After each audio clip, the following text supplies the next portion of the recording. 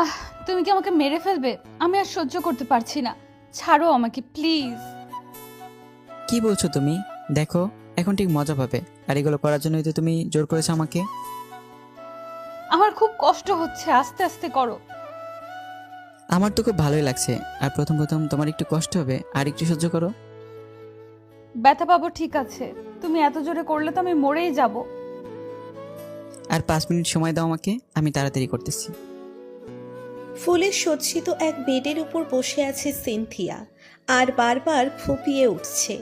একটু আগে ওর স্বামী অর্থাৎ ঈশান, যাকে ও নিজের থেকেও বেশি ভালোবাসে, সে রুমে ঢুকে ওকে ইগনোর করে গেছে, যার জন্য আজকে ওর খুব বেশি কষ্ট হচ্ছে। এমনটা বলার কারণ আজকে ঈশান আর সিনথিয়ার বিয়ে হয়েছে। তারপরও ঈশান ওর ওপর রেগে আছে, কারণ সিনথিয়া সুইসাইড করতে গেছিল, যার জন্যেই আজকে ওদের বিয়েটা হয়েছে। ঈশান ওর উপর এতটাই রেগে আছে, যার জন্য হসপিটালেও একটাবার ওর সাথে কথা বলেনি, শুধু ওর দিকে তাকিয়েছিল। সিনথিয়া আর বসে থাকতে পারল না, উঠে ব্যালকনিতে চলে গেল। ঈশান এক দৃষ্টিতে সামনের দিকে তাকিয়ে আছে। সিনথিয়া গিয়ে ওকে পেছন থেকে খুব শক্ত করে জড়িয়ে ধরল আর ফুপিয়ে ফুপিয়ে বলতে লাগলো, এই তুমি আমার উপর রাগ করে আছো কেন? দেখো, আমি তো ওরকমটা করতে চাইনি, কিন্তু তোমাকে পাওয়ার জন্য করতে হয়েছে। ঈশান তবুও কোনো কথা বলছে না, চুপ করে তাকিয়ে আছে। তাই সিনথিয়া আবারও বলল, এই বাবু, তাকাও আমার দিকে, একটু কথা বলো আমার সাথে। দেখো, তুমি কথা না বললে কিন্তু আমার কষ্ট হয়। আমি কিন্তু সবকিছু তোমার জন্যই করেছি, একটু তাকাও আমার দিকে। আপনারা কি ভাবছেন কিসের জন্য সিনথিয়া সুইসাইড করতে গেছিল? শুনুন তাহলে। ঘটনার সূত্রপাত আজ থেকে 1 বছর আগে। সেদিন সিনথিয়া প্রথম কলেজে পা রেখেছিল। কলেজ গেট দিয়ে যখনই ঢুকতে যাবে তখনই ঈশানের সাথে ওর ধাক্কা লাগে। সিনথিয়া পড়ে যেতে গেলে ঈশান ওর কোমরে জড়িয়ে ধরে, আর সিনথিয়া ওর শার্টটা দুহাতে খামচে ধরে। দুজন দুজনের দিকে অপলোক নয়নে তাকিয়ে আছে। সিনথিয়া গোলাপি ঠোঁটচোরা অনবরত কাঁপছে, যেটা ঈশানকে ওর কাছে টানছে। ঈশানের ফ্রেন্ডরা ওদের দিকে তাকিয়ে আছে। তারপর একটা সময় ঈশান ওর ফ্রেন্ডের কথায় সিনথিয়াকে সোজা করে দাঁড় করিয়ে দেয় আর বলে, সরি সরি, আমি দেখতে পাইনি। ছেলেটা যে এইভাবে ভয় পেয়ে যাবে ভাবতেই পারিনি। দোষটা আমারই, আমি একটু তাড়াহুড়ো করে আসছিলাম, বুঝতে পারিনি এমন কিছু হয়ে যাবে, তাই বললাম ইটস ওকে, সমস্যা নেই। আপনার কোনো দোষ নেই। আপনার জায়গায় অন্য কেউ থাকলে এতক্ষণে আমার গালে হয়তো 2-3টা পড়ে যেত। কেন এমন ভাবছেন? এমন ভাববেন না। আজকালকার মেয়েরা তো নিজের কোনো দোষই স্বীকার করতে চায় না, সবটা শুধু অন্যের ঘাড়ে চাপিয়ে দিতে চায়। সব মেয়েরা কিন্তু এক না, আপনি উল্টো পাল্টা ভাবছেন। সেটা জানি না, কারণ সব মেয়ের কাছে তো আমি যাইনি, তাই বললাম। ভাই দ্য ওয়ে, আপনার নামটা যেন কি? সুমাইয়া আক্তার সিনথিয়া। আর আপনি? ঈশান আহমেদ অনিক। ওরা বেশ কিছুক্ষণ কথা বলল। ঈশানকে সিনথিয়ার সাথে এমনভাবে ভাব জমিয়ে ফেলতে দেখে ওর বন্ধুরা কেমন আবালের মতো ওর দিকে তাকিয়ে রইল। তো একটু পর ওরা ক্লাসের দিকে চলে গেল আর সিনথিয়া প্রিন্সিপালের রুমের দিকে গেল।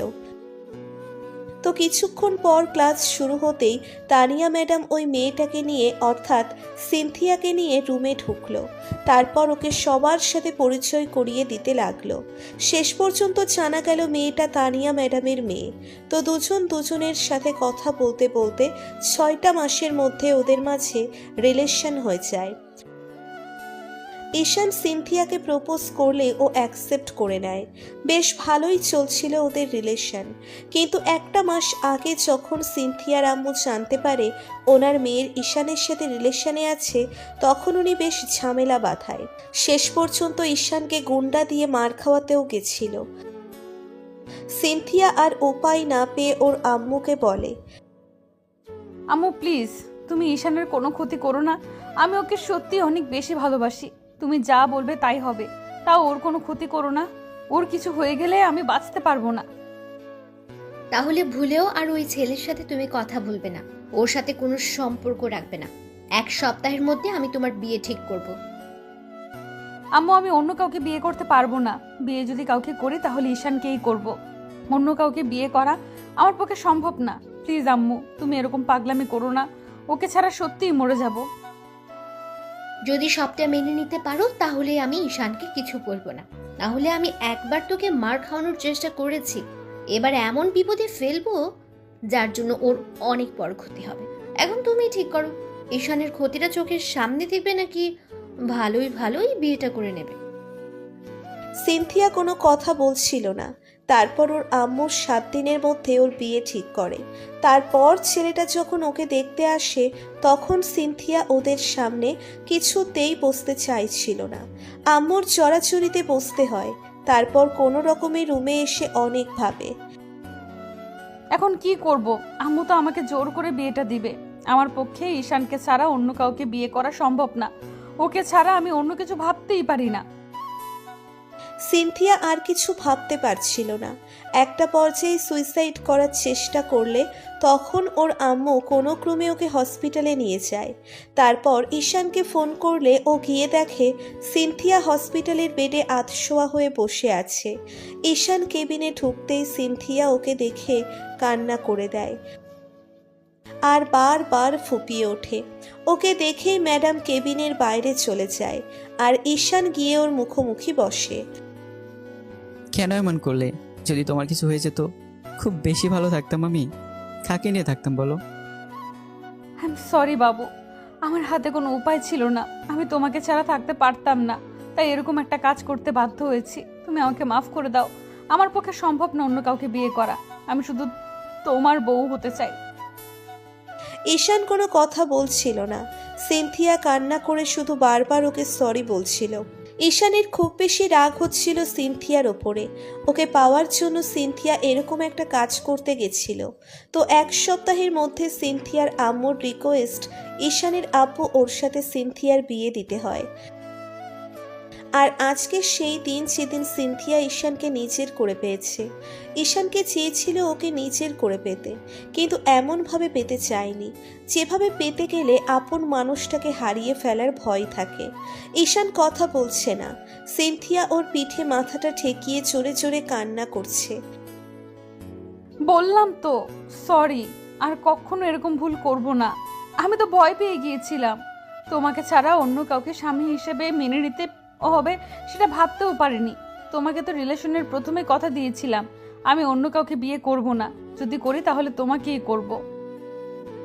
তাই বলে তুমি এরকম একটা কাজ করবে? তোমার যদি কিছু হয়ে যেত আমি কি খুব বেশি ভালো থাকতাম? তুমি বুঝতে পারো না আমি তোমাকে নিয়ে কতটা ভয় থাকি। আর তুমি কেন এরকম একটা কাজ করলে? আমার মাথা কাজ করছিল না, আর তোমাকে পাওয়ার জন্য এর থেকে ভালো কোনো উপায় আমার কাছে ছিল না। প্লিজ আমাকে মাফ করে দাও। কে বলেছে ছিল না? আমাকে পড়ার জন্য তোমার নিজেকে শেষ করে দেওয়ার মতো একটা মারাত্মক সিদ্ধান্ত নিলে পালিয়ে যেতাম আমরা। তারপর ঠিকই তোমার আম্মু মেনে নিত।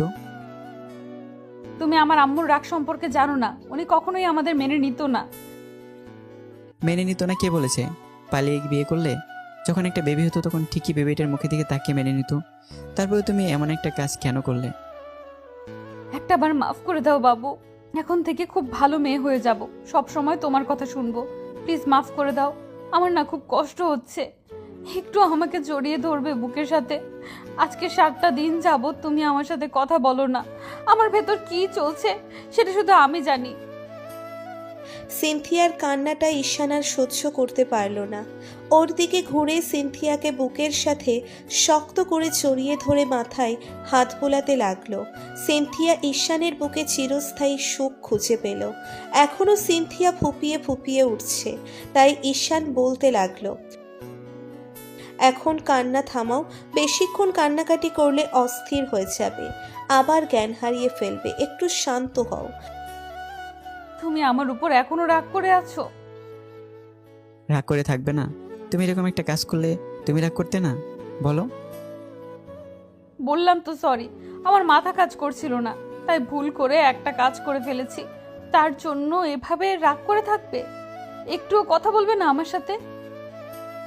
সিনথিয়া ফুপিয়ে যাচ্ছে, তাই ঈশান ওর কান্না থামানোর জন্য সিনথিয়ার মুখটা তুলে তারপর চোখের পানিগুলো বুড়ো আঙ্গুল দিয়ে মুছে দিয়ে ওর চোখের পাতায় ঠোঁটের স্পর্শ দিল। তারপর কপালে একটা ভালোবাসার স্পর্শ দিতেই খেয়াল করলো সিনথিয়ার পুরো মুখটা লজ্জায় লাল হয়ে আছে। ফর্সা মুখটা কান্না করার ফলে একদম লাল বর্ণ ধারণ করেছে। তাই বলল, কান্না করে চেহারার তো পুরো 12টা বাজিয়ে ফেলছো, এখন তো একদম পেতনিদের মতো লাগছে। পেতনি না শাকচুন্নি। ওই হলো, এখন বলো তোমাকে কি শাস্তি দেওয়া যায়? মানে এখন আবার কিসের জন্য শাস্তি পেতে হবে? মানে কিছুই না, যেটা করছো সেটা তো ঘোর অন্যায় করছো, তার জন্য শাস্তি একটা পেতে হবে। যা শাস্তি দেওয়ার দাও, তারপরও আমার সাথে কথা বলা বন্ধ করো না। আগে অন্তত একটু আদর তো করে নাও। সিনথিয়ার কথায় ঈশান অবাক না হয়ে পারল না, কারণ পাগলিটা কান্না করার মাঝেও আদর চাইছে আর ফুপিয়ে উঠছে, তাই ও না হেসে পারল না। কি হলো, তুমি হাসছো যে? তোমার বাচ্চামিটা দেখে। এখন কিন্তু আমি কান্না করব। আবার কি হলো? তুমি আমাকে আদর করবে নাকি আমি কান্না করব? দেখবো কতটা আদর নিতে পারো।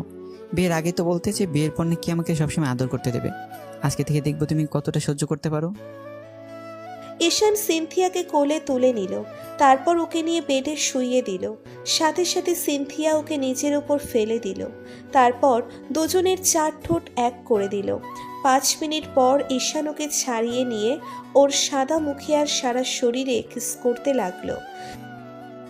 যতবার ঈশানের ঠোঁটের স্পর্শ সিনথিয়ার শরীরে পড়ছে ও ততবার কেঁপে কেঁপে উঠছে আর ঈশানকে শক্ত করে আঁকড়ে ধরছে।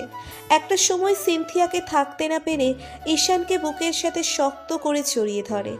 ঈশান আবার ওকে ছাড়িয়ে নিয়ে ওর শরীরের সব কাপড়গুলো সরিয়ে দিতেই সিনথিয়া যেন লজ্জায় লাল হয়েছিল।